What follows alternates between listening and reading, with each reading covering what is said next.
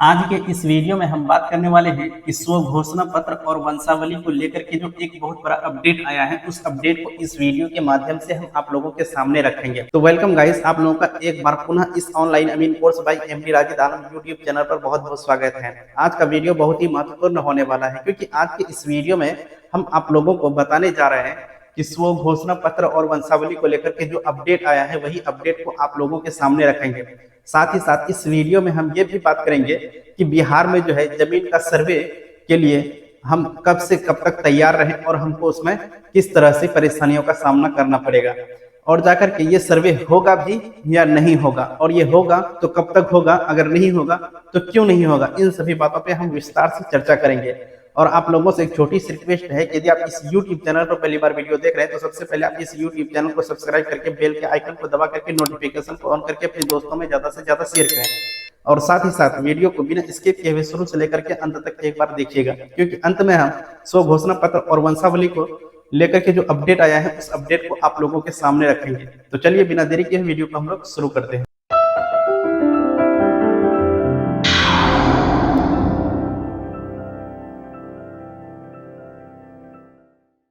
तो देखिए दोस्तों, सबसे पहले हम बात करेंगे कि बिहार में जो भूमि सर्वेक्षण का कार्य चल रहा है, जिसमें हम लोग स्व घोषणा पत्र और वंशावली जमा करते हैं, वो कब तक जमा कर पाएंगे। बहुत ही महत्वपूर्ण पॉइंट रखने वाले हैं और आप लोग इस पे थोड़ा ध्यान दीजिएगा और समझने की कोशिश कीजिएगा, क्योंकि अगर आप ये समझ जाते हैं तो आप जो है सर्वे में होने वाली अपडेट के बारे में आपको अनुमान अपने आप लगा सकते हैं, और जैसा आप अनुमान लगाएंगे वैसा ही होगा। देखिए, सबसे पहले अगर हम बात करें तो आपको पता है कि बिहार में जो है विधानसभा का चुनाव होना है। बिहार में क्या होना है? तो विधानसभा का चुनाव होना है। ये चुनाव कब होना है? तो 2025 में ही होना है। जैसा कि आप लोगों को पता है कि बिहार में जो है अभी साथ ही साथ में क्या आपका जमीन का सर्वे भी हो रहा है, जिसमें कि आप लोगों से स्व घोषणा पत्र और वंशावली जमा करने के लिए कह रहा है। और देखिए, इसमें बिहार में विधानसभा का चुनाव जो है होना है, वो कब होना है? तो 2025 में है। 2025 में कब से कब तक होने की संभावना है? तो अक्टूबर से नवंबर तक जो है विधानसभा का चुनाव बिहार में होने वाला है। और जाकर के आप ये समझिए कि अगर स्व घोषणा पत्र और वंशावली का डेट अगर अभी बंद कर देता है, तो आप जानते हैं कि राजनीतिक पार्टियां कितना मजबूत होती है, और जाकर के आपका काम हो या ना हो, उसको इलेक्शन से मतलब है, वो इलेक्शन कराएंगे। और जाकर के आप ये ध्यान में रखें कि आपका स्व घोषणा पत्र और वंशावली जो है, ये इलेक्शन से पहले पहले इसका निपटारा नहीं किया जाएगा। इलेक्शन से बाद भी ये काम जारी रहेगा, क्योंकि इलेक्शन जो है तो सभी पार्टियां, जितना भी राजनीतिक पार्टियां हैं, अपना अपना जो है कार्य में लगे हुए हैं कि किस तरह से उसको चुनाव लड़ना है, किस तरह से उसको आगे की रणनीति अपनाना है। तो इसी को देखते हुए एक मन में सवाल उठता है कि स्व घोषणा पत्र और वंशावली हम कब से कब तक जमा कर पाएंगे। देखिए, इसके लिए कोई भी अभी तक ऑफिशियल नोटिस नहीं आया है। आप ये मान करके चलिए कि बिहार में जमीन की सर्वे जो होने वाली है, वो सर्वे 2025 में कंप्लीट नहीं होने वाला है। आपको इलेक्शन के बाद भी ये कार्य करना होगा। और आप लोगों का मन में हमेशा ये सवाल रहता है कि हम स्व घोषणा पत्र और वंशावली कब से कब तक जमा करेंगे। तो देखिए, स्व घोषणा पत्र और वंशावली जमा करने का अनलिमिटेड टाइम है, यानी इसके लिए कोई टाइम आपके पास नहीं है। बशर्ते इसलिए हम कह रहे हैं क्योंकि इसका जो अंतिम तारीख बताया गया था वो 31 मार्च था, लेकिन अब इसका जो है निर्धारित सीमा जो था वो खत्म हो चुका है, और जाकर के स्व घोषणा पत्र और वंशावली को लेकर के अब तक कोई अपडेट नहीं आया है और ना ही आने वाला है।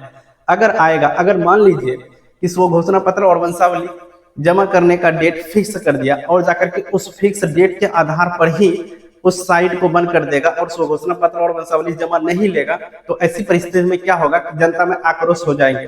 जनता जब आक्रोशित हो जाएगी तो ये विधानसभा चुनाव जो होने वाली है 2025 में नवंबर में, तो उसमें जो है राजनीतिक पार्टियों को बहुत बड़ी खामियां भुगतना होगी। इसीलिए आप ये समझिए कि आपके पास अनलिमिटेड टाइम है, और आपके पास जितना भी कागजात हैं उनका स्व घोषणा पत्र और वंशावली भर करके चाहे तो ऑनलाइन या फिर ऑफलाइन आराम के साथ जमा कीजिए, क्योंकि आपको पता है कि आपका ये जो है स्व घोषणा पत्र और वंशावली, इसको जो है अनलिमिटेड करने का मेन मकसद क्या है कि बिहार में जो चुनाव जो होने वाला है 2025 में अक्टूबर नवंबर के समय में, इसी को देखते हुए आप इसका गेस कीजिए कि ये जो है अभी बंद नहीं होने वाला है आपका। क्यों? कि आपको पता है ना कि बिहार में चुनाव होने वाला है। मेन कारण अगर देखा जाए कुल मिलाकर के बिहार में जो है चुनाव होने वाला है, इस वजह से ये आपका टल सकता है। और जाकर के स्व घोषणा पत्र और वंशावली जमा करने का कोई भी लिमिट नहीं है, आप जो है कभी भी इसको जमा कर सकते हैं। तो देखिए दोस्तों, कुल मिलाकर के बात यहाँ पर ये आ जाती है कि स्व घोषणा पत्र जो है आपका वो अभी जमा होगा। ये कब तक जमा होगा, इसके लिए कोई भी डेडलाइन नहीं दिया गया है। मतलब ये जो है अनलिमिटेड, यानी कि आप जब तक हो सके आप जो है इसको जमा कर सकेंगे।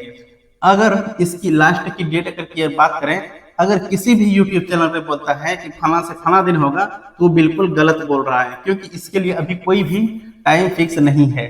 जो भी टाइम फिक्स था वो आपका 31 मार्च ही था, और जाकर के इसी डेट को हम लोग मान करके चल रहे थे। लेकिन अभी जो है बिहार विधानसभा का चुनाव जो होना है अक्टूबर नवंबर में, और जाकर के इसी को देखते हुए हम लोग ये गेस कर रहे हैं कि स्व घोषणा पत्र और वंशावली हम लोग बहुत मतलब जो है हड़बड़ी के साथ नहीं जमा करके, बिल्कुल बारीकी के साथ आराम के साथ भर करके सब कुछ जमा करेंगे, और जाकर के ये आप चाहे तो ऑनलाइन या फिर ऑफलाइन जमा कर पाएंगे।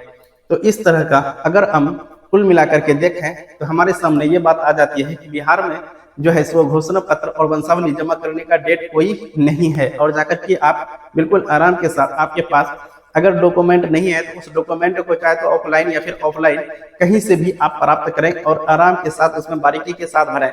और ध्यान दें कि वंशावली जब भी आप फॉर्म प्रपत्र 2 भरते हैं तो उसमें सभी हिस्सेदारों का जो है नाम बिल्कुल बारीकी के साथ दर्शाइएगा, क्योंकि आपको पता है कि आप जो प्रपत्र 2 भरते हैं, पर पत्र 2 जो आप भरते हैं, ये प्रपत्र 2 जो भरते हैं, यही आपका खतियान जो बनेगा, इसी के आधार पे आपका खतियान बनने की पूरी उम्मीद है। और जाकर के आप जो भर के देंगे उसी के आधार पर आपका खतियान का प्रारूप तैयार होगा, और जाकर के जिस आधार पे आप इसको देंगे उसी आधार पे आपको जो है अधिकार अभिलेख, जिसको बोलते हैं कि खतियान मिलने वाला है। और इसीलिए हम कहते हैं कि अब ये आप ध्यान दें कि आपके पास जो प्रपत्र भरने का समय है उसको समझिए, बूझिए, तब जाकर के उसको आप ऑनलाइन या फिर ऑफलाइन जमा कीजिए। तो हम उम्मीद करते हैं कि ये वीडियो आप लोगों के लिए काफी मददगार साबित हुई होगी। तो चलिए आज का वीडियो हम यहीं पर समाप्त करते हैं, मिलते हैं नेक्स्ट वीडियो में, तब तक के लिए जय हिंद।